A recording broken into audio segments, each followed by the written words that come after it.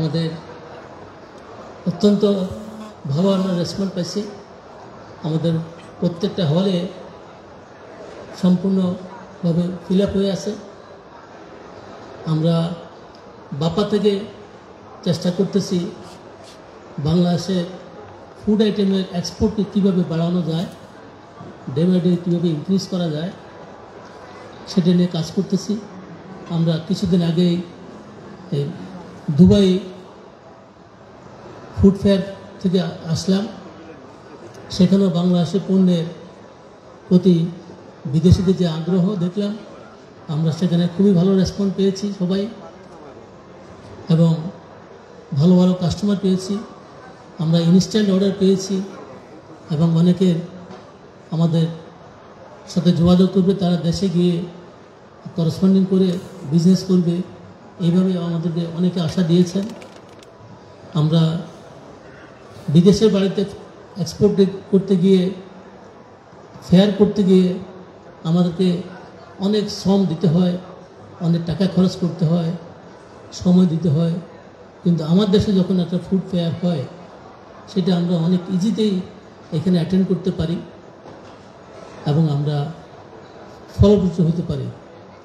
আমরা এবার এই ফেয়ারে যেন অ্যাটেন্ডেন্স, ভিজিটরের সংখ্যা যেন বিদেশিরা আসে, তার জন্য আমরা আমাদের ফরেন অ্যাডভাইজার সাহেবের সাথে দেখা করেছি এবং আমাদের এক্সপোর্ট প্রসেসিংয়ের ইপিবির ভাইস চেয়ারম্যান সাহেবের উদ্যোগে উনি সহ আমরা দেখা করেছি এবং ওনার উদ্যোগে আমরা এই কাজগুলি করতে পেরেছি।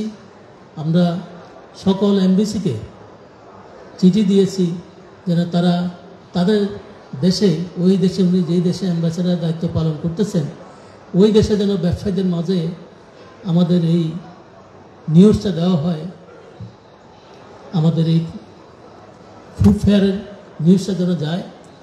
এবং মিনিস্ট্রি সেটা ফরওয়ার্ড করে দিয়েছে। দেওয়ার পরে সব কান্ট্রিতেই সকল ব্যবসায়ীদের মাঝে প্রচার করা হয়েছে এবং আমরা আশা করি এবারে ভিজিটরের সংখ্যা গতবারের চাইতে অনেক বেশি হবে, আমরা আশা করি। ইনশাল্লাহ আপনারা গুড রেসপন্স পাবেন।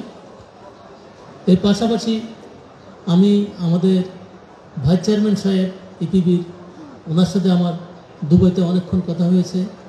ওনারা এক্সপেক্ট করতেছেন আমরা বাংলাদেশ থেকে এক্সপোর্ট বাড়াতে পারবো এবং আমি ওনাকে কনফার্ম করেছি যে আমরা ইনশাল্লাহ যদি আমরা সরকার থেকে সাফিসিয়েন্ট সাপোর্ট পাই তাহলে আমরা $2 বিলিয়ন যেতে পারবো ইনশাল্লাহ আগামী 2 বছরের মধ্যেই। ভাইস চেয়ারম্যান সাহেব এখানে উপস্থিত আছেন। আমাদের যেটা বড় প্রতিবন্ধকতা, তার সবচেয়ে বড় প্রতিবন্ধকতা হলো সিএম, কন্ট্রাক্ট ম্যানুফ্যাকচারিং। আমরা এক একটা বায়ার আমাদের কাছে হয়তো 10টা আইটেমের অর্ডার দেয়, দেখা যায় আমরা 6টা 5টা 6টা নিজেরা প্রোডাকশন করি নিজেদের আন্ডারে, আর 4টা 5টা আমাদের ক্যাপাসিটি নাই বা আমাদের প্রোডাকশন করার ফ্যাসিলিটি নাই। ওই 4-5টা আইটেম যদি আমরা দিতে না পারি তখন বায়ার কি করে, হয় অর্ডারের সংখ্যা কমে দেয়, না হলে অর্ডার ক্যান্সেল করে।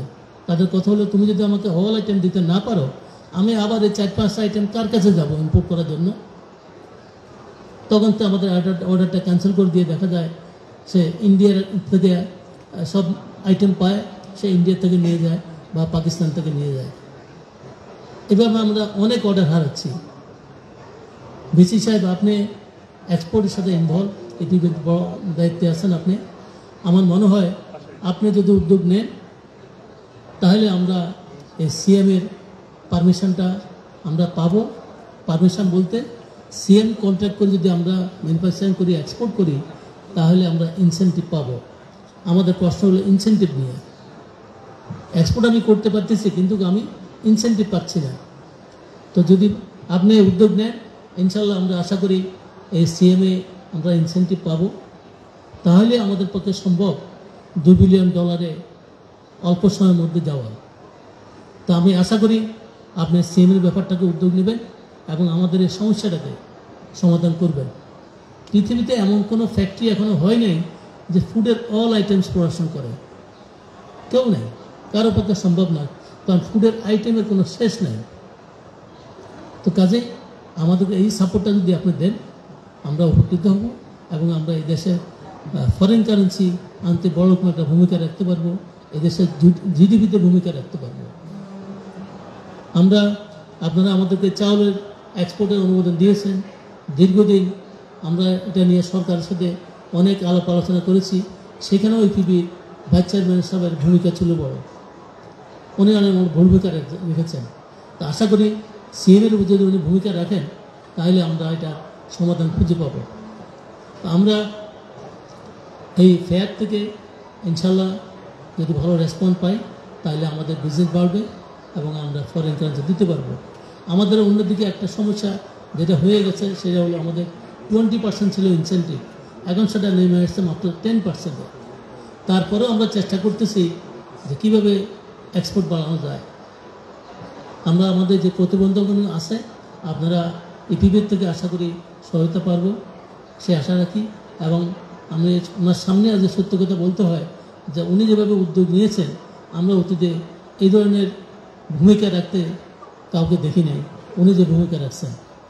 তা আমরা ওনাকে ওনার এই ভূমিকার জন্য আমরা ওনাকে একটু বড় করে করতালি দিয়ে স্বাগত জানাই। ধন্যবাদ আপনাদেরকে। তো আমরা আজকে আর লম্বা করতে চাই না, আমরা সবাইকে, আপনারা যারা উপস্থিত আছেন সবাইকে ধন্যবাদ। আমাদের মিডিয়া ভাইদেরকে, আপনারা অনেক কষ্ট করে এখানে আসছেন, আপনাদের ব্যস্ত সত্ত্বেও আপনাদেরকেও ধন্যবাদ জানাই, অডিয়েন্সকে ধন্যবাদ জানাই এবং সকলের মঙ্গল কামনা করি, ব্যবসায়ের উন্নতি কামনা করে বিদায় নিচ্ছি।